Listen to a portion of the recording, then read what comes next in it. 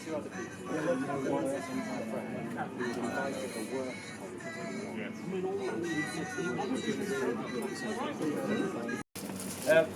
Richard Boone, who's sitting at the back, legendary figure in music, and has come to 3 of our events in the last month. He's just told me we needed to get a move on, so we're all quarried. I do apologise. There are no females in this audience, which I find rather remarkable. I don't. It is. Did you ever get them coming into the shop? Not only one. Fascinating.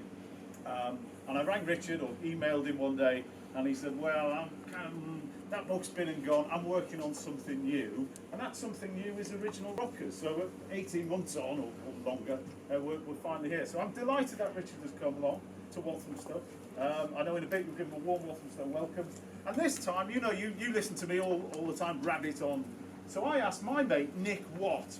Nick and I first met in Manchester at the Inner City Music Conference, where I used to work for a couple of years, and where Nick had helped out ever since its inception. A big friend of Tony Wilson, former, I don't know what you did at the NME, but he ran the NME. Let's just say that. Not editorially, but he kept it afloat when they sold millions of copies. A massive music lover. I asked Nick, rather than me talk to Richard and bore him to death, will he do something? And he graciously said, I will. And he's come up with this, I've spoken to Richard, a fantastic kind of format for tonight. So that's it really. We're going to learn a lot about record shops. Only a few weeks after 3,000 odd people came along to the Small Wonder Records exhibition. It's a shame 3,000 people, including women, haven't come along, but we'll do. So ladies and gentlemen, Nick and Richard, big round of applause.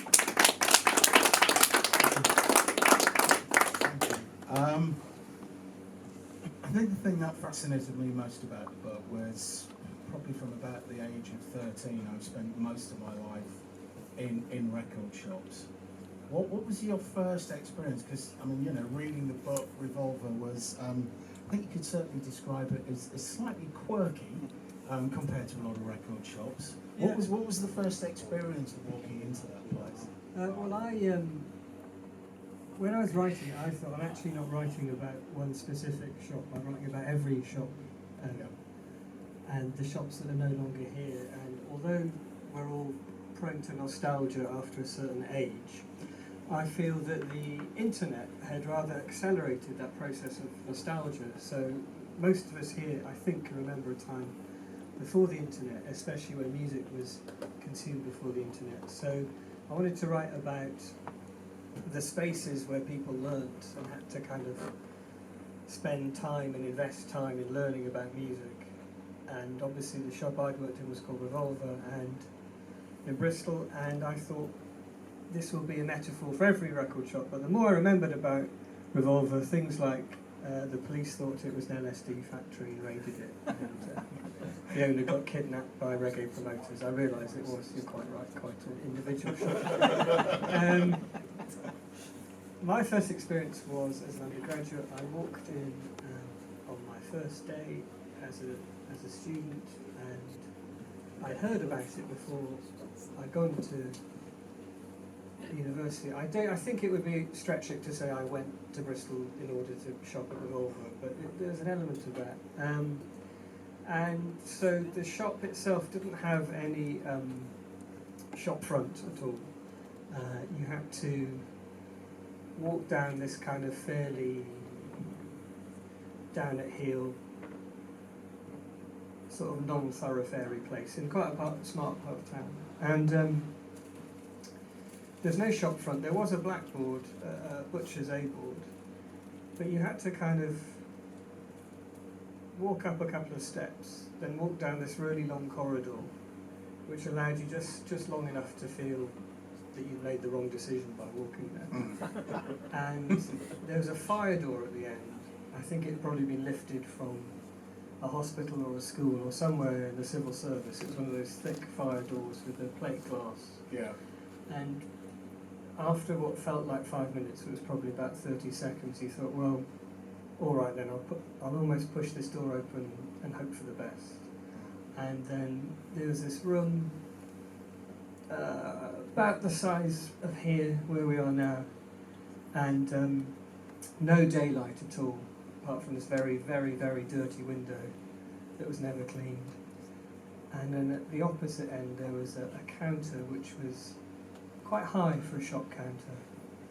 And even within the well-established lineage of grumpy men in record shops, there were three of the most sociopathic people you've ever met at the end. And I walked in on my first day as undergraduate and just thought, this is heaven, you know. It had things like a Beefheart section. I thought, wow, a shop with a Beefheart section, that's insane. It just felt so decrepit even then. This was in its heyday. And then I was just a regular, and I used to go up and get the same amount of abuse as everyone else. And I remember going up the day that On Fire by Galaxy 500 came out. Yep. And I said to Roger, the owner, have you got the new Galaxy 500 record? And he said, yes. And I said, can I hear it? And playing music for customers, unless it was dub plates, Yeah. was unheard of. And he just said, did you like the first one? I said, I love the first Galaxy 500 record. I said, well, buy this one, it sounds exactly the same. And there's kind of, I had about 3 or 4 years of that level of abuse. Yeah. And then finally I was offered a job. Okay. And there was an element of, it wasn't as sophisticated as kind of hazing or initiation, that level of abuse. It was just what happened there. But it was worth all the barbs, so that I could just stand the other side of the counter. Cool. So what I thought we'd do tonight, rather than me just sort of sit here and interview Richard, was I spent a lot of time going through the book and put together a bit of a playlist of some of the music. So I thought that might be a good way to kind of get things started. Sure. I've also brought some record sleeves of some of the records that you talk about in the book. So I'll just play you a bit of music. Yeah. Hopefully you'll go, oh, I know what that is, and we can start yakking. So. If I can't, that's rather embarrassing. Yeah. So let's pull up the first one, which is actually somebody, well, I'm not sure it's much of a clue, somebody I was trying to persuade to come tonight, but anyway, let's see if this works.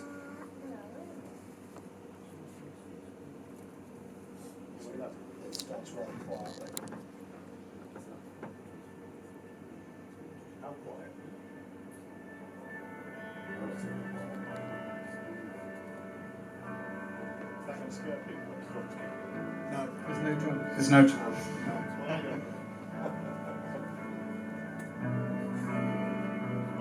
This is Durfield? Yes. Yeah, so this is Durfield.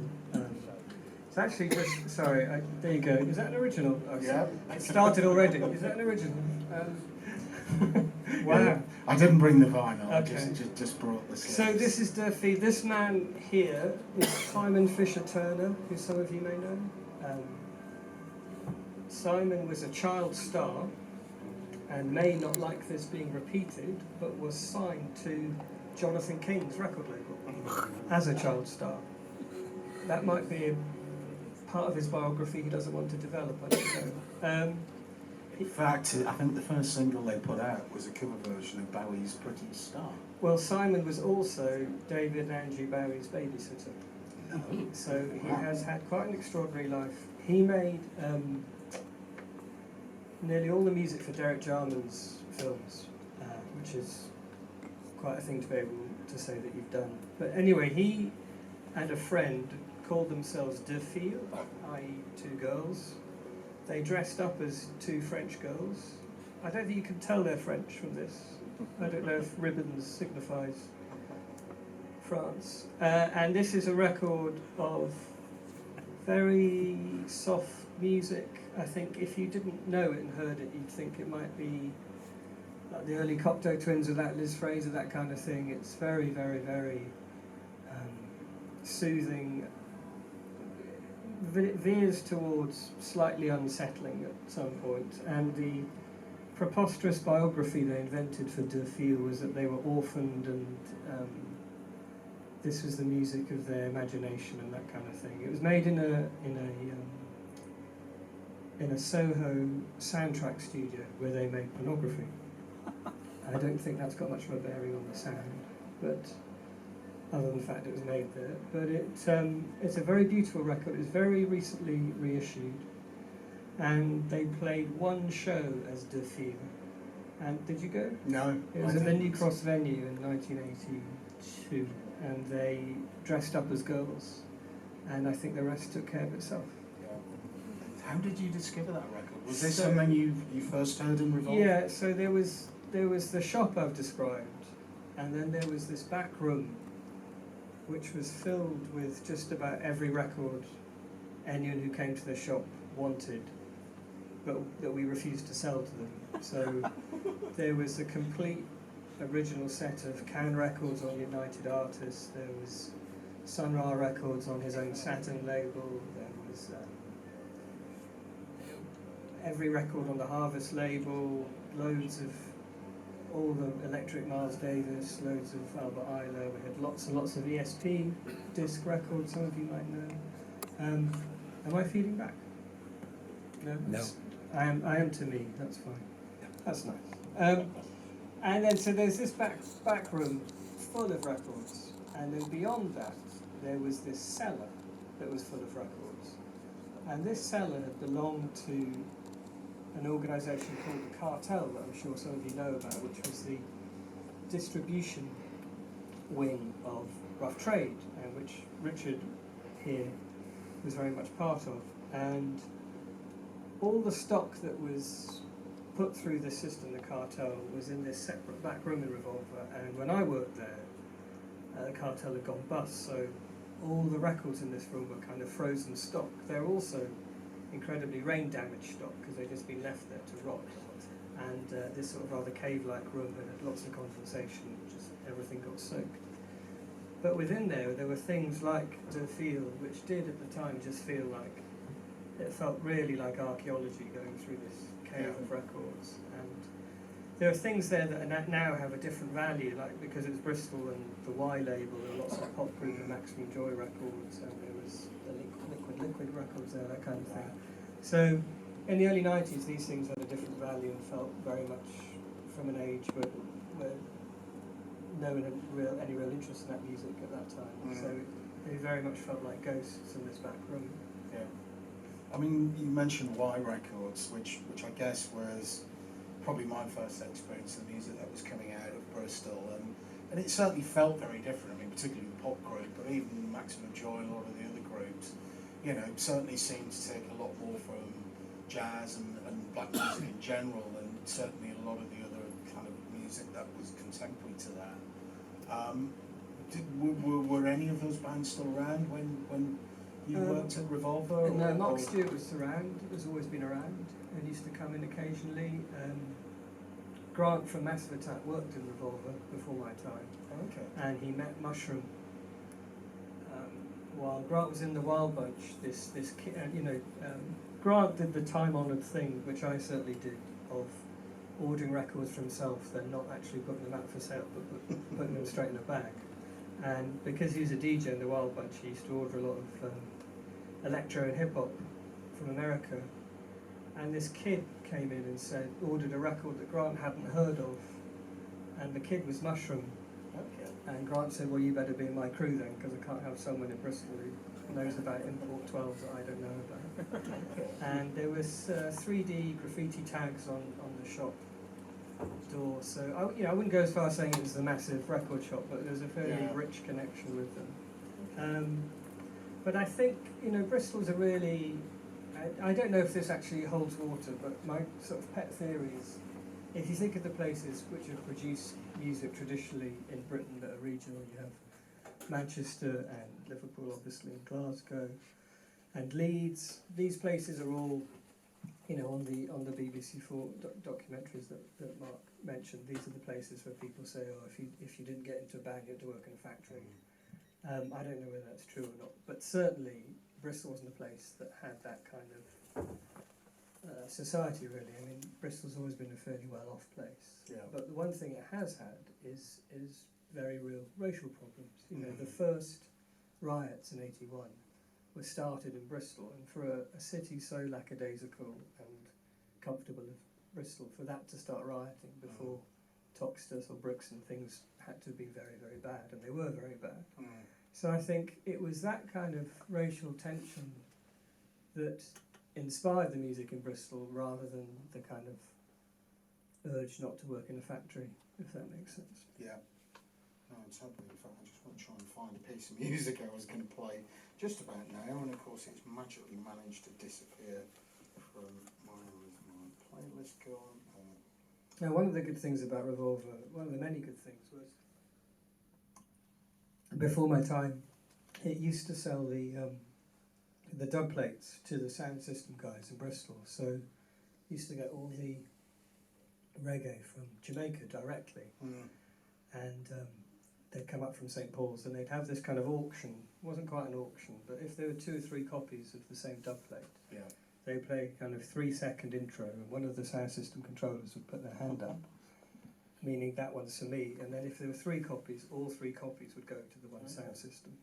So they kind of fought for who was going to have the dub plate. So am I right in thinking that Adrian Sherwood was one of those people who would go up and deliver He delivered. records? He drove the van. He delivered them, and he'd bring them on a Friday.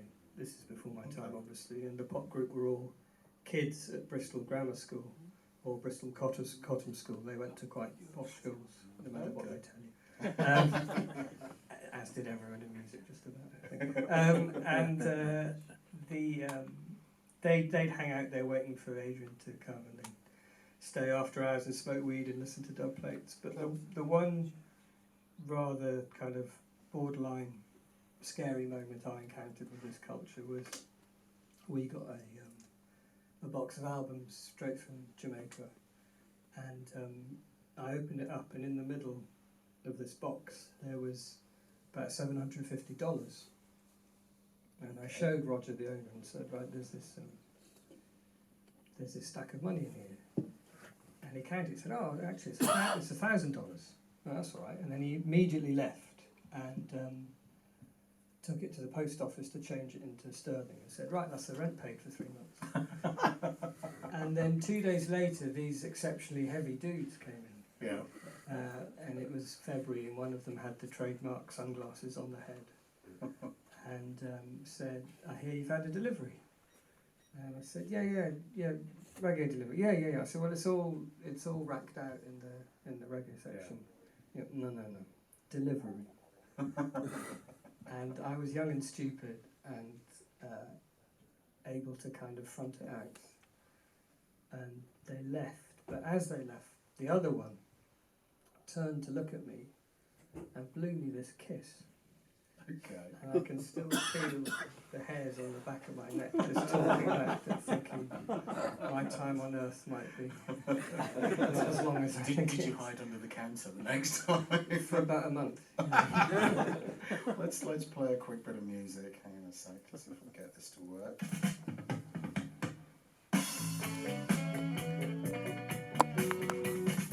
So this is Talisman, Dole Age. Yeah. So Talisman, anal you want me to be, but basically the guitarist in Talismans was one of Smith and Mighty, Ron Smith, as a very young boy, was the guitarist in this band. So that's a nice continuum from kind of the Roots era through to what became known as trip hop and drum and bass. And so Talisman was a mixed race group in Bristol. I think that's interesting that there's been a lot of mixed race groups coming from St Paul's. Yeah. Massive Attack. Talisman. This was a record that was funded by Revolver, by the shop, and put through the cartel. Yeah. One of, I think, a shamefully small example of Roots releases or non-Peel. Well, that's not fair to say Peel session because lots of reg acts have Peel session. Yeah. But you know what I mean. Yeah. Non-NME music put through the Yes. cartel, which, if you think about it, is a real waste of what a resource they had there. Mm. But anyway, Talisman supported the Rolling Stones at Ashton Gate, Wow. which was a big gig for them. But they're very much part of that kind of when Glastonbury was still very much a CND festival and a kind of community festival and a political place to be, a band like Talisman would have been on the Pyramid stage. They had a big connection, Bristol and Glastonbury, in the early 80s. I think it's the very best bit of UK roots ever made. Yeah. It's a fairly workmanlike song, I think. I'd certainly put it up with, you know, the Misty album, You which would- again is one of yeah. those shocking records that has never seems to have ever been reissued. No, well, there's often rights issues with these things. Yeah. But Talisman have reformed and they play and they do a lot in St Paul's and work in the community. But there was another band called Black Roots, which was a far more militant dub band, and they were really properly heavyweight rastas Yeah. who lived in St Paul's, had a studio in St Paul's, and were very much at the kind of literal and metaphysical front line of it all. So when did the whole thing, because you mentioned one of Talisman was Smith and Mighty, Yeah. and in fact one of the tracks I was going to play, well, why don't I play it now actually, which is Smith and Mighty. Yeah. What was quite interesting, because I hadn't actually heard some of the early Wild Bunch tracks, which of course Wild Bunch became Massive Attack. Yeah. What was their obsession? Because they also recorded, I seem to remember, a Bacharach tune. They did The Look of Love. What was the obsession with Bacharach and the trip-hop bands? I think the bass, it all sits very well, the melodies sit well over a very good dub bass line, and the melodies are very simple, although they're quite difficult to sing. I think it would be something as straightforward as someone having a Baccarat and David compilation around their flat, and all of them hearing it at the same time one evening late at night, and all having the same idea. I mean, I always think it's quite interesting how stuff gets reinterpreted. So, you know, I can remember as a kid having, you know, things like Carpenter's albums and Baccarat and David at home, you know, those sort of things my parents listened to. And it's kind of interesting, I think, how stuff could just get repurposed in that way. Sometimes because you don't have necessarily context for it. I mean, I don't know about you, I was an only child, so a lot of the music I came across there wasn't a big brother helping me to find stuff. I mean, how did you discover I'm an things? only child, and as is my friend John Savage, and I think there is a certain, as is Alexis Petridis, I think there's something about only children getting obsessed with music and the records becoming their siblings. I know that happened to me. I'm very glad it happened to me because I couldn't bear to share them with anyone else. Going back to Baccarat and David, I think also it's something as straightforward as it being on jukeboxes in St Paul's, the originals as well. Okay. So, I mean, in terms of the bars, well, I mean, I'm just reading Lloyd Bradley's book at the moment about the whole reggae, you know, the whole, well, I suppose the beginnings of reggae and right through, and you know, it's kind of interesting. Back in, I guess, the mid-60s, where a lot of the music that was played in slightly more upscale Jamaican bars would have been quite middle of the road. There was a place in St Paul's called the Bamboo Club, which legend has it burnt down the night before the Sex Pistols were meant to play there in 1976. It's one of about a dozen places that claim that Bob Marley spent his first night in Britain there. Yeah. And he came over in '73. It had a cricket team, the Bamboo Club had its own cricket team. Cool. And it had a dining room and a ballroom. But it was also by the late 70s, 80s where all these people played. Burning Spear played there, Yabby U played there. As well as it being slightly upscale, having a cricket team, that kind of thing, it was also very much a community place. Obviously, I don't feel particularly overqualified to talk about this, but I'd say as Rastafarianism grew in the early to mid-70s, it definitely spread through the culture in the city as well. So places that had started off as more kind of dinner dancey places got more rootsy. Yeah. No, I mean, I guess without that music, you know, certainly a pop group, or their music doesn't make sense. I mean, no, I don't think any Bristol music makes sense without dub. It is. I mean, Why by the pop group is a dub album. Really, it's the dub album. Or, you know, they didn't release the straight studio record they went direct to the dub album. Okay. Cool. I wanted to go and play something very different from that next. Take us on another journey. Hopefully you might recognise it. Okay, this is Cornelius Cardew. This is from The Great Learning. Without wanting to get into an extremely convoluted political debate, there are people who think Jeremy Corbyn is left-wing. Cornelius Cardew was really left-wing. So, Cornelius Cardew was a composer. I'm sure many of you know was a composer. He studied under Stockhausen. He went to the Darmstadt Summer School and saw John Cage and David Tudor play there. He was one of the few British composers to really take on Cage's idea of indeterminacy.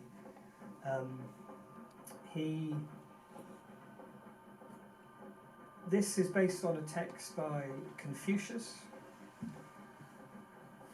Have I still got your attention? Yeah.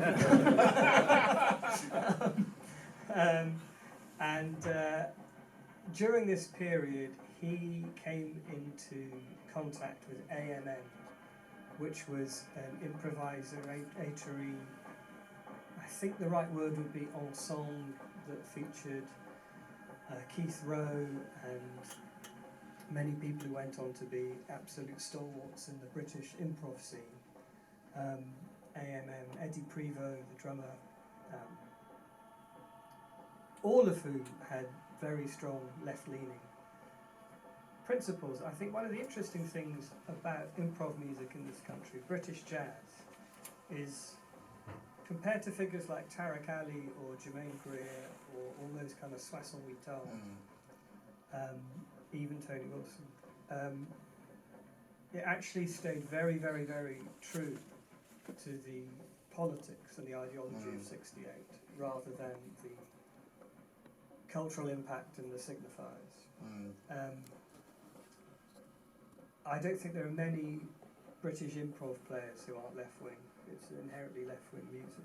Yeah. Anyway, Cornelius Cardew, who was incredibly gifted, really. That's a silly thing to say, because that's what his music wasn't about. But he after AMM, he founded something called the Scratch Orchestra, which was something that toured unions and colleges for people with learning disabilities, and basically encouraged them to play whatever was in front of them, so they'd get up and start a concert by doing this. And he also taught at the Anti-University, which lasted for a year, in '68 to '69. It was in Shoreditch, where Yoko Ono taught, and Artie Lang taught. So he's very much part of that more ideological end of the late '60s, rather than the kind of sex, drugs and rock and roll end. Anyway, in the early '70s, he converted to Maoism, and is one of the few. He had a kind of Jean-Luc Godard moment and completely embraced Mao. Yeah. And the way that Godard rejected it quite quickly, Cornelius Cardew did the opposite, went on to embrace it fully. So one of the things Mao asked, or demanded, I suppose, his adherents to do was to self-critique themselves. Yeah. And Cardew published this self-critique called, this isn't the exact title, but something like Improvisatory Music is a Tool of the Bourgeoisie. So he took it all very seriously. And then he ended up founding something called the People's Street Band, and sang sort of IRA songs and agricultural workers' songs on demos. And he devoted his whole life to political action. And he died in 1981 in a hit and run. And 81 was obviously a very turbulent year in British politics and British history. It's the year of the H-blocks, it's the year of the race riots. And there are people who maintain that he was assassinated in a hit and run, and it was murder by government, because he was definitely on their books as an agitator, an extremely far left agitator. And this was obviously at the height of, just before the Cold War thawed, it was actually the height of tension. But there isn't much of his music you can get.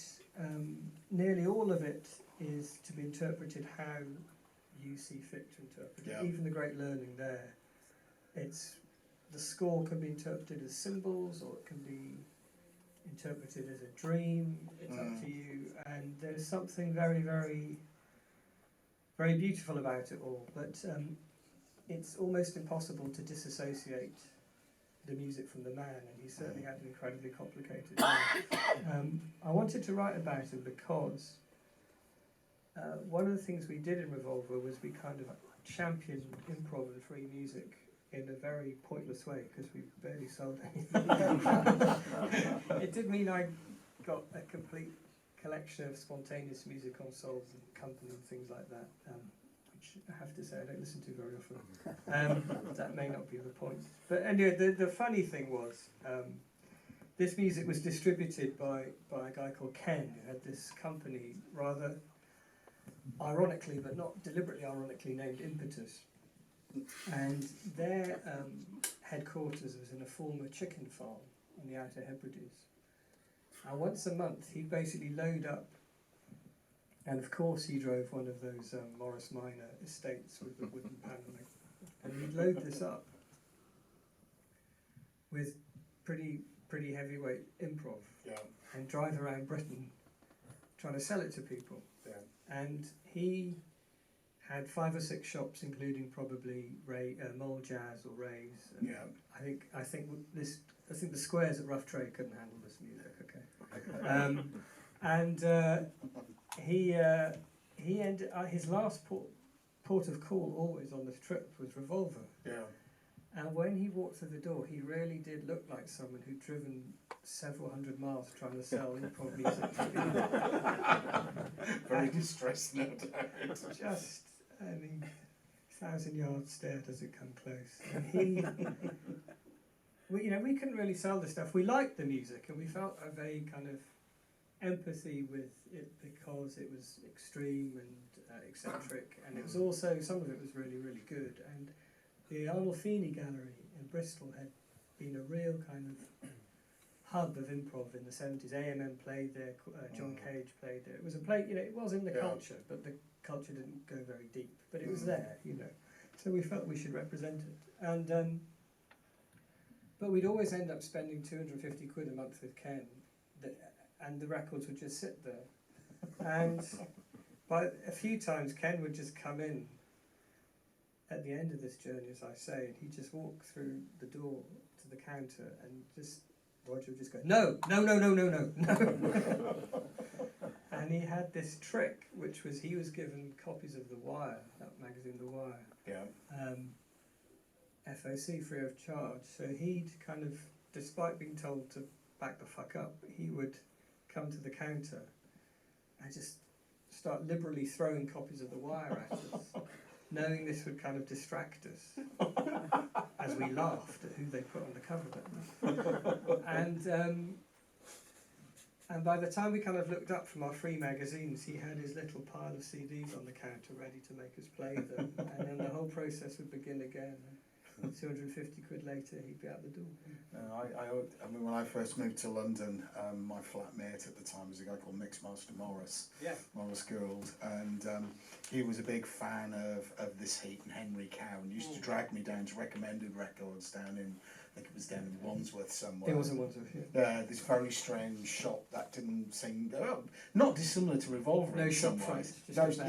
Just a door, and you walked in. And I seem to remember seeing probably all those records Ken had given to you. There was always a box of free improv stuff, which I guess they might have had a bit more luck with it recommended. But yes, I don't think any of this music was. I think it was all released as a kind of critique of capitalism rather than something it was meant to sell. That's how it functioned, anyway. Okay, let's go somewhere slightly different. Although actually, in a lot of ways, not that different. So. Okay, so this is Virginia Astley. Beautiful record. Some of you must know this record, From Gardens Where We Feel Secure. Now, so the back of this record, sorry to be anal again, says Rough 88, Happy Valley Records 001. It came out on Happy Valley Records rather than Rough Trade itself, although it is Rough 88, because our good friend and essential square, Jeff Travis, thought this was too out there for Rough Trade to release. How wrong he was. So Virginia was in a band called the Ravishing Beauties with Kate St. John. Yeah, who later went on to play with, well, Many Van people- Morrison's Van band, didn't she? Morrison, and was in the Dream Academy. Yeah. And plays the beautiful oboe line in, or all the beautiful oboe lines in Julian Cope's Fried, if you know that record. The Ravishing Beauties were friends with Echo and the Bunnymen and The Teardrop Explodes, and I'm sure Virginia wouldn't mind me saying that she went out with Pete DeFreitas from the Bunnymen, and through these connections got to know Mr. Bill Drummond. And she said to Bill, I've got this idea for a record, which is to record an entire day and night in an English garden. And Bill said, that's a fantastic idea, I'll put it out. I think, meanwhile, the Bunnymen got big and Bill got bored, and the rest, as we know, is burning £1 million. But in the meantime, this really is one of the most wonderful records to come out of the independent culture of rough trade, I think, because it doesn't sound like anything else. No. But it was facilitated by that world, and it was a record that actually went on to sell very well, because it's the kind of thing that people heard around each other's houses. And it's so soothing and calm and very, very British and very pastoral, but it's also, despite all that, not really twee. There's something quite sinister lurking in the background. So I was very lucky. Virginia's a bit of a recluse, but we met in the Thames Valley and we walked around the sites of where she recorded the background sounds that went into this record. So her and her then partner went out for a day and night a few times and recorded the wildlife, and then set the music to it afterwards. And we went for a lovely walk on the towpath, and she's pointing out that's the church bell, that's the hill that we thought was on fire. And again, this was a record lurking in the further back room, like Durfield. That was at that time I was working there in the mid-90s, felt so from another time. I mean, it sounds like it's from another time anyway. But even given that, and this is before kind of music from that era had been reissued, so it just did feel very, very, very foreign in a way. And by this point, when I was working in the shop, I realised that a lot of my job entailed just being a presence there for the sake of it, because we had so few customers, particularly in the middle of the week, that I kind of knew that there was this city out there, and commerce was happening, and people had a rhythm to their lives, and arguably a point. And I was sitting on a stool in the shop, often with just no contact. I mean, it's not that long, but I was only, I was pretty young. I was in my early 20s, and it did feel odd to be sitting in this kind of, what was essentially an isolation tank. But what it did mean was I could listen to records like this all day long and just get completely lost in them. And that's really what I wanted to write about, was this, what it felt like to hear music. In this. So was there any competition? I mean, sadly, my only experience of working in a record shop, when I was doing my A-levels, I worked in W.H. Smith's record department in Sunderland, and we rather famously sold more copies of Metal Box by Public Image than any other shop in Sunderland, which was pretty good going. We were a bit alternative. I reckon there were a lot of Christmas W.H. Smith tokens going down. There was competition. One of the annoying things that happened in the 90s, one of the many annoying consequences of Britpop, of which there are endless, not least the political things that happened, was guitar music got in the hands of major labels. So major labels are really, really good at marketing. Yeah. And they do things like give HMV massive discounts for records. Mm. So, just to take an example, it's not a very good one, but someone like the Boo Radleys, when they were on Creation, Yeah. it was the sort of thing Revolver would have sold lots of. Well, a few of at least. When they were on Sony Creation, Yeah. Marketing Creation, that goes straight to HMV along with all the other Sony product. Yeah. And there's a big discount across the company and all that. In the 90s, I don't know if you remember, but everyone released CD singles part 1 and 2. And those CD singles were basically given away to the chains in order to get chart placing. Yeah. So this is rather technical and boring. But basically, what had been, I suppose, our mainstay, although it wasn't necessarily what we liked, our indie guitar music, it had been a kind of bread and buttery thing in Revolver and in the cartel. But by the 90s, that had all shifted. And so the competition wasn't other independent shops, although there were a couple that were far better at running a shop than we were. But the real competition was places like HMV and Virgin, and particularly when something like Maxine Key by Tricky came out. Yeah. I mean, we could have sold 1,000 of that. Yeah. But we had to sell them for full price, which was kind of 14 quid for a CD. And Yeah. HMV had them for 2 weeks for $9.99. So Yeah. that kind of finished us off. So was that the ultimate death, really, of the Revolver in the shop? No, it was a long, slow, painful death. Well, I guess not making a lot of money from time to time mustn't have helped. And invoking such unbelievably bad karma for decades. Yeah, it probably doesn't help. There was another record which I was kind of fascinated because I think one of the interesting things for me in the book was, you know, you kind of pulled together an awful lot of stuff. I mean, there was a few things that I didn't know or maybe wasn't a big fan of, but it was just interesting that there was a lot of things that I'd never really seen a connection between that you kind of pulled together, and all of a sudden all these disparate things made sense. And one of the records, I think one of the advantages of being an only child, I was rather strange in terms of my musical taste. So certainly pre-punk, where most of my friends in the northeast were listening to heavy metal or prog rock bands, I had a rather strange obsession with kind of late 60s, early 70s sort of psychedelia and I guess now what you call Americana. Yeah. And one of the records that, well, I mean, there were two records that particularly stood out. Certainly when punk happened, I rather famously sold pretty much all of my record collection in a fit of pique one day after going to see Patti Smith supported by the pop group. But one of the records that the two that I did keep was one was Gene Clark's No Other, and the other one was this album, which again was probably the least credible thing you could have been listening to in '78. This is Song with No Name. Song with No Voice.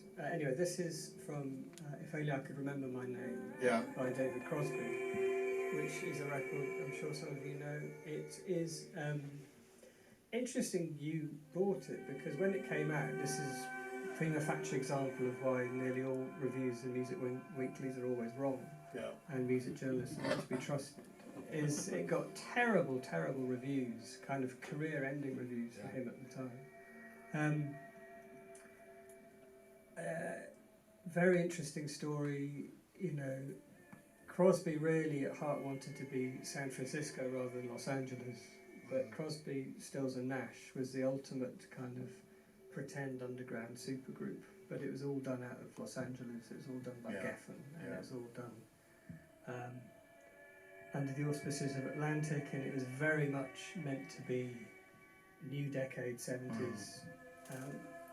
I mean, we all love hippie burnout records, but I think this and John Phillips' Wolf King of LA are probably the two, because you can just hear people clinging on to the last 4 years desperately through these appalling narcotic hazes to try and keep the spirit alive, and only partially succeeding.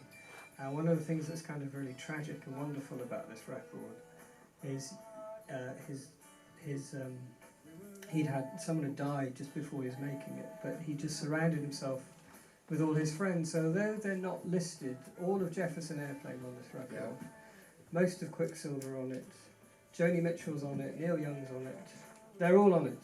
Yeah. And it's an entire culture getting together in a really small studio in San Francisco, Wally Hyder's studio, to just kind of see what they've got left before they go on to have MOR careers, basically.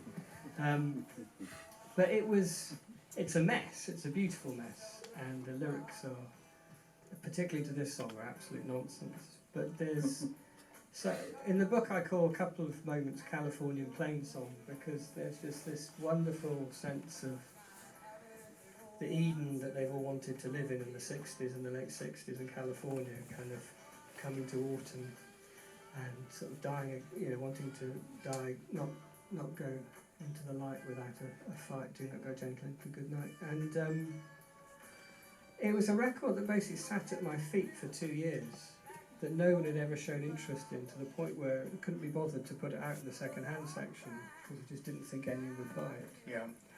And I just put it on one day and thought, this is actually really, really good. I don't know if it's good because it's bad, because I've got no context for this, but it just sounds wonderful. And I'm a huge Deadhead. I went to see the Grateful Dead when I was 19 at Wembley. Took a small hit of acid, and I've never been the same since. Those are the breaks. Those are the breaks. But that's fine. And I do have a huge soft spot for this kind of, particularly the West Coast kind of fuck-up records, where they're just the decade's coming to an end. But Bizarrely, the only reason I discovered this and the Gene Clark album, there used to be a shop in Edinburgh, I think, called Hot Wax, who used to do a lot of West Coast music, and I'd save my money up and send off for about 4 albums, and you usually get one that you wanted, and then quite often they just send you a bunch of other records that you hadn't ordered. all right. Just pure chance, and that's how I discovered both this and Gene Clark's No Other, which are 2 records which famously sold nothing as well. yeah, So rather than return them, they sent them to you. yeah, And it changed your life. yeah, totally, That's a result. yeah. It always worked for me. I guess having a book called Original Rockers, and it would probably be a bit cheesy to actually play something from Original Rockers, but you do talk a lot about reggae in the book, and something I did want to play. Was this? This is Augustus Pablo. And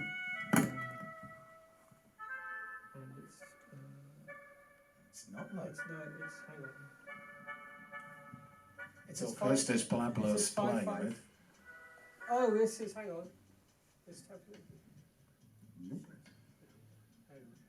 This proves I haven't known all the previous ones, if nothing else. Let me play. Hang on. Oh, fuck, this is Keith Hudson. Yes. Phew. Okay, so this is the opening track of Pick a Dub. Keith Hudson. It's a fairly contentious issue, but I think it's fair to say, well, there are people who will argue this is the first ever dub album, i.e. this was an album released as, in its original form, as a dub record rather than it being a dub of a studio vocal record.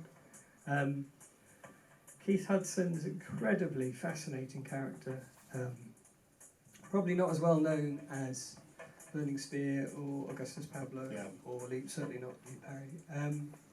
He did veer from style to style. He even made a kind of soul record at one point. He signed to Virgin. He signed to Virgin. Well, they nearly all signed to Virgin when Richard Branson turned up with a suitcase full of money in Jamaica. He also put out a record called Brand, which was a dub album of a studio album that followed later. So he was kind of all over the place in terms of what was the sort of, what was very, very, very loosely called the industry standard of reggae and dub, which thank goodness doesn't have much of an industry standard. He lived in New York for a while, and he lived over here for a while. He'd often DJ at the Four Aces or in Tottenham, and he lived here for 2 years, I think. I think he lived in Stoke Newington for a while. And he died of cancer quite young. I talk about a record he did called Flesh of My Flesh, which is an extraordinary record. It's really hard to describe. His voice is an acquired taste, but then which of the great voices aren't really, apart from maybe Marvin Gaye? This is somewhere between. When I first heard this record, it really reminded me of Tricky, Max and Key. It's got that slightly underwater, very slow, disjointed sense of rhythm. He's got an odd vocal style, and lots of songs are about his mother. He was very sort of. He sang quite a lot about male identity and weakness and pain and vulnerability, which at the time wasn't really what reggae was about. It was about assertion, and it was about grasping a shared identity and the repatriation to Africa, and he really sang about various things about his mother.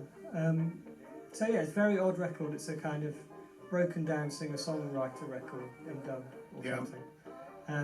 But a beautiful record, and the kind of thing we used to play a lot with Volvo, really into reggae. And then when I met the people who founded the shop, when I was talking to a few people from the book, they completely blew my mind, because they said that Keith Hudson, Burning Spear, Yabby U had all come to the shop and sold them records. While doing a showcase or DJ in Bristol, they just walk into the shop and say, "Give me 50 quid for this box of records." So without being too melodramatic, to think that I'd stood in the same place where these people had kind of seen some deals go down was quite extraordinary. And of course, Piccadilly, which we heard some of, was kind of rather bizarrely reissued a number of years back by somebody who I guess most people wouldn't have initially thought of as being a big reggae aficionado. I think this is unkind to Mick Hucknall. So Elliot Rashman was Simply Red's manager. He was also one of the many post-factory Mancunian wide boy music biz operators, and was very good at it. And he also did the lease on Ducey House, I think. Can you remember, Mark? Do you know this story? I think the Elliot latterly bankrolled most of Manchester, I think, with the Simply Red millions, and included he was the boss of In the City, Nick. He paid for it all. But I think I just want to make a laboured point about property development and factory. Okay. That fox up, didn't it? And the fact George Osborne wants to build a Northern Powerhouse and a place called Factory. You can't have your cake and eat it, Manchester, I'm afraid. But Richard Cobden tried with the corn laws, didn't he, I suppose? Yes, some of the Simply Red tax millions got spent on reissuing some of the best dub and roots records ever made, thank goodness. And he did a deal with Polydor, who were distributing Simply Red, and said, "We're going to get the master tapes of these records." They got most of them from Ireland, which was part of the same company, which was handy. But they did a spectacularly beautiful job and remastered them all, put them out on vinyl. Wonderful Steve Barrow sleeve notes. And we really used to sell so many of these records, and it's such an appetite for them. And we have most of the originals, and the originals look like, they're made from things like cornflake packets, and they look like the work of a very strange and desperate economy. And then these rather beautiful Julian House design, Julian House, who does Ghost Box, who did Stereolab and Broadcast. It was his first big design gig. What was the reissue label? Blood and Fire. That's the one. So you got Mick Hucknall. That was Mick Hucknall? That was Mick Hucknall. And Ian Grenfell, who I think then went on to manage them, told me some interesting stories about it, because he said, the guys in Jamaica were just absolutely amazed because they actually went and paid the artists, and they just had never had this before. Cash up front. Which was a bit of a bizarre one. It was the PRS's loss with I Want to Fall From Your Eyes, whatever it is, like the Stars' game. It was Jamaica's game. Cool. How long have we got, Mark? Ask the audience. I mean, this is brilliant, Nick. Big hand for Nick. Great track selections and wonderful knowledge from Richard. I don't know whether you want to... do two more? Yeah. Yeah. We've got all the time in the world. Small bits of So we are going for a beer after this. If anyone wants to come on and continue this. Yeah, So, This one will be interesting to see whether you know what this is. This might actually throw you. This took a bit of finding. Try me.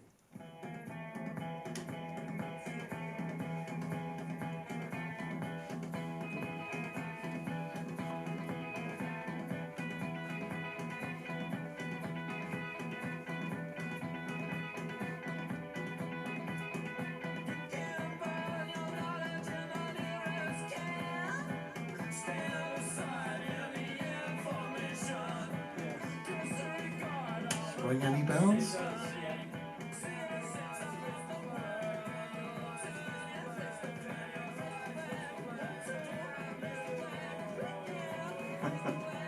Look. Almost. it's not blurred. Actually, Does anyone in the room know that? Learned people? No. They're not that learned, they're. No, this is a group called Hardware. Oh fuck! This is Roger's band. Yeah. Oh well, I have this. And Obviously I never, not something ever, often ever, played. ever listen to it. No. It's good. It's actually not a bad Well, record. Roger was obsessed with Blur, so I Yeah. guess, yeah. Well, God, yeah. So Roger, who owned the shop, that was his band, and he gave me the 7-inch. Of course, he put it out himself and put it through the cartel. And on the label it said NARC. And that was our label, NARC. And I said, what does that stand for then? He went, not another record company.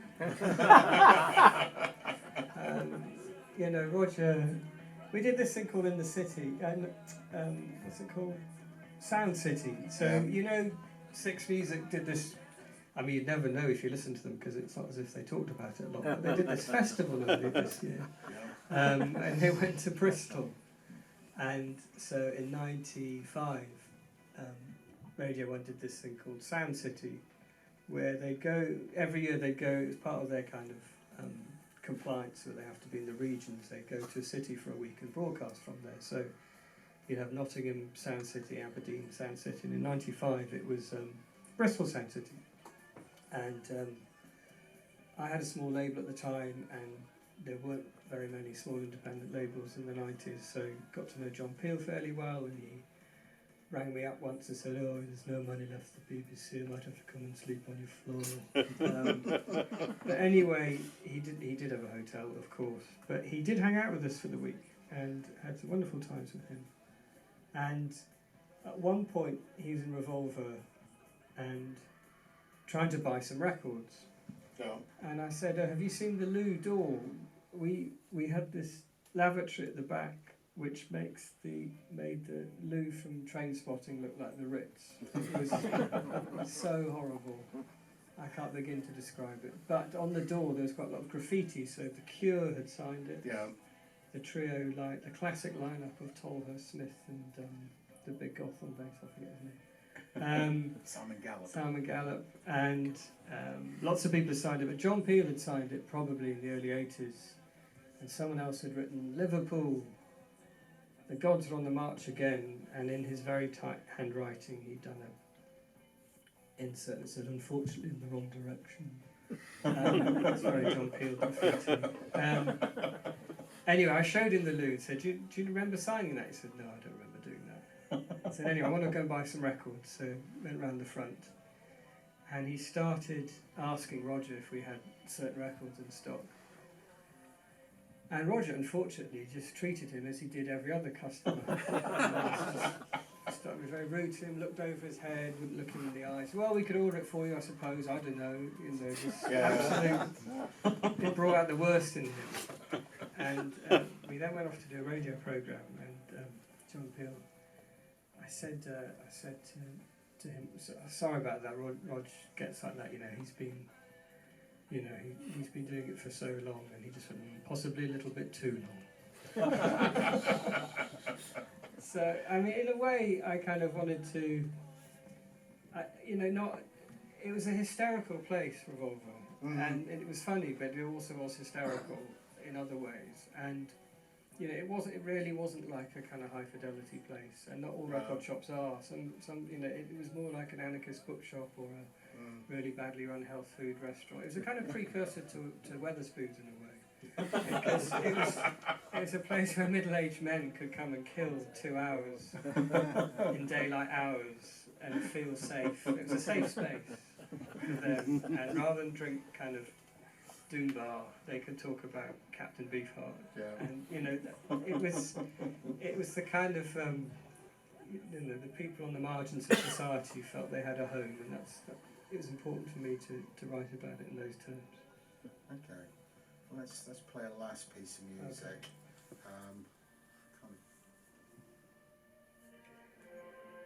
So this is Holger Juke, from before he was in Cannes. He's someone else who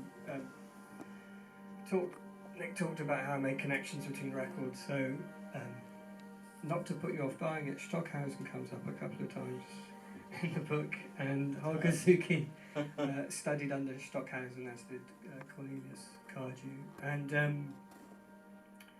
he went to Vietnam with a tape recorder and recorded this lady who we're about to hear fairly soon singing, and it's called Vietnamese Boatwoman Song. Excuse me. And it's an incredibly beautiful piece of music. I don't know if you know Stockhausen's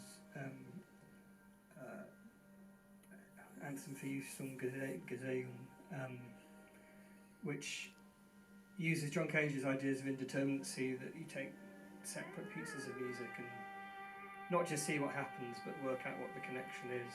And it's so interesting that on the back of this album, Holger Juke is in Vietnam, but you got a text. I got my own. He's wearing a suit, a shirt and tie, and it's a wonderful idea that he could have been a kind of Stockhausen-y, slightly boffin-y figure. Yeah. And then he went on, of course, to famously be on Whistle Test in the Michael Jackson Silver Glasses playing bass in Cannes. But I think this obviously shows how Cannes' antecedents and their apprenticeship was spent in the avant-garde, and in the way that lots of 60s people who went on to make aggressive music had some kind of grounding in minimalism or avant-garde composition, and it also raises questions about what is ambient music and where does that come from. But this is a record I have a great fondness for, because I experienced my first hangover ever while working in the Volvo, and I got them quite late in life, about 26, but when they came, boy did they come. And I went in one Saturday morning to open the shop and didn't understand why one leg wouldn't go in front of the other, and got an incredible headache. And I put this record on over and over and over again, and it sort of nursed me back to sort of consciousness. But I think it stayed in there, locked in there, with my first hangover. It's weird, because the first time I heard this, about the same time I heard Gavin Bryar's Jesus Blood, which, if you've not heard it, it's a piece of music where it was basically a homeless person singing this song, which Gavin Bryar's recorded and just repeats, and it's again has the same, for me, the same sort of feeling as this record does. It's funny though, this is a record we played a lot, and nearly everything we've played this evening, if we put it on in the shop, the customers, what few there were, would always say, "What's this? Can I buy it?" Yeah. And you'd have to say no.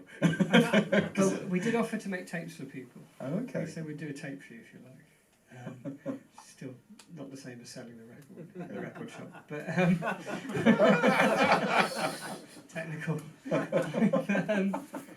But I think one of the things I want to talk about is how, in the book, was how people discover music, and obviously people find everything now, internet, but there were ways other than reading about it in music magazines that people heard music, and I didn't think they were kind of explained well, so I wanted to write about that. But something like putting a record like this on, and we could have sold 10 copies, in a day.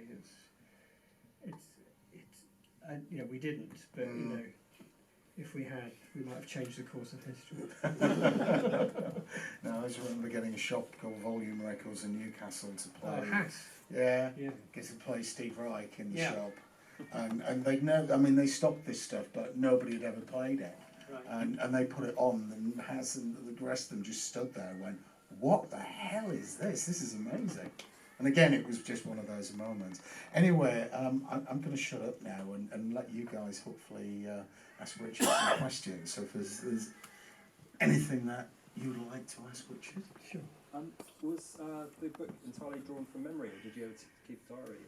No, it's all drawn from memory, and I was astonished at what I could remember. I do have quite a good memory, but I have found subsequently, having written it, that my memory's not as good as it was, and I think I kind of used up a lot of my resources in my memory bank on this book, basically. My short-term memory's now shot.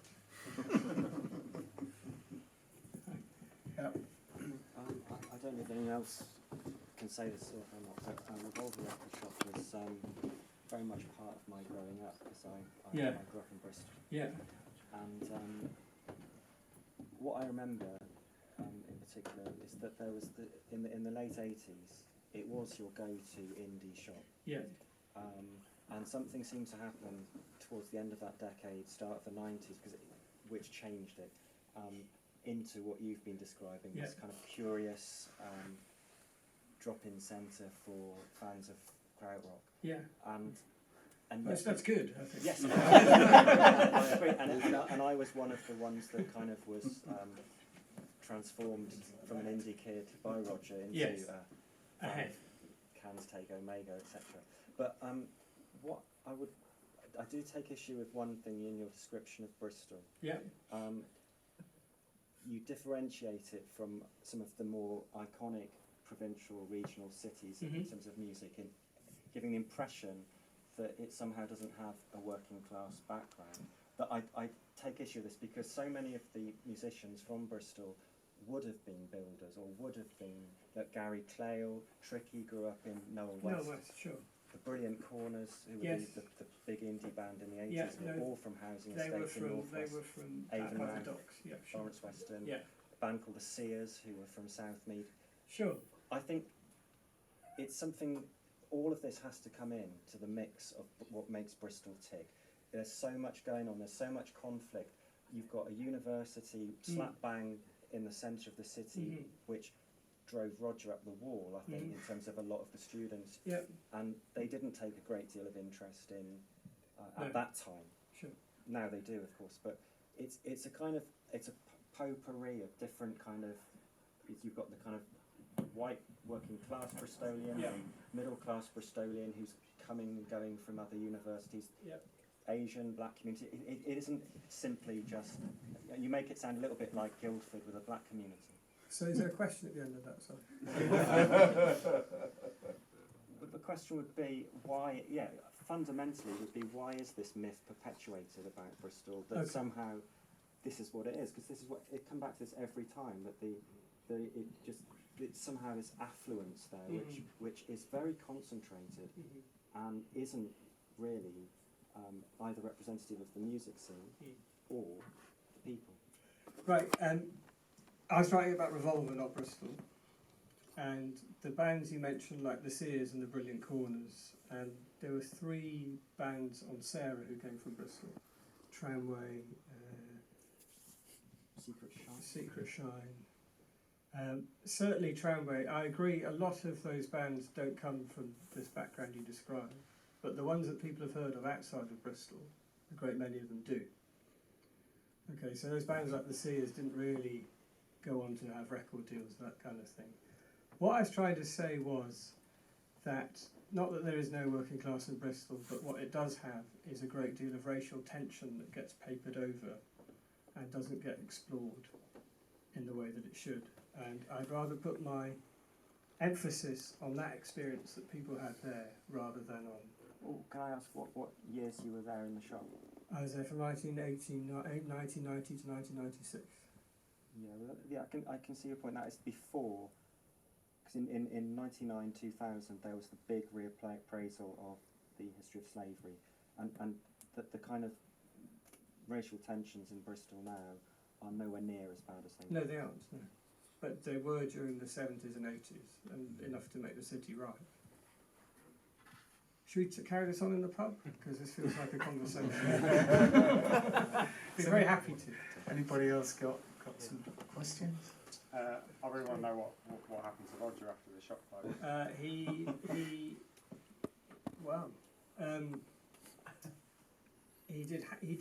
He did cards for a while, which he called cardy cards. But he made cards, and they were called cardy cards. They weren't very successful. Then he did house clearance, which he made a go of, and Sylv, who is Grant from Massive's partner, hired him to do some house clearance, unbeknownst to Grant, who wasn't terribly fond of Roger. Roger went round his house and was sorting out the bottom of their garden, and Grant saw him there and said to Sylv, "Bloody hell, what's he doing here? Right, get him to tidy up all that shit round the back as well." So he did that for a while.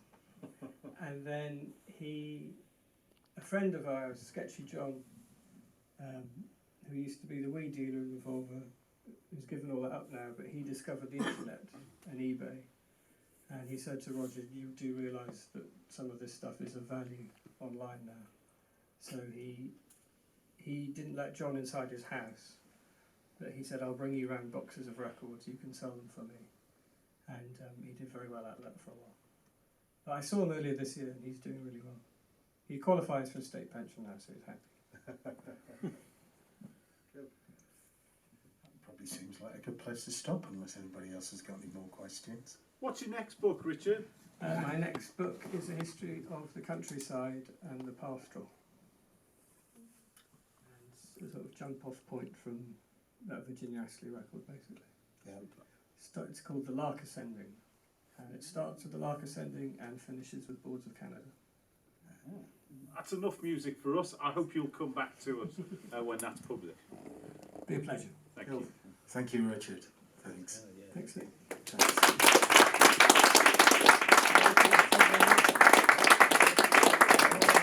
We do have copies of the book here, which I hope some of you will buy. It sounds to me like some of you already have it.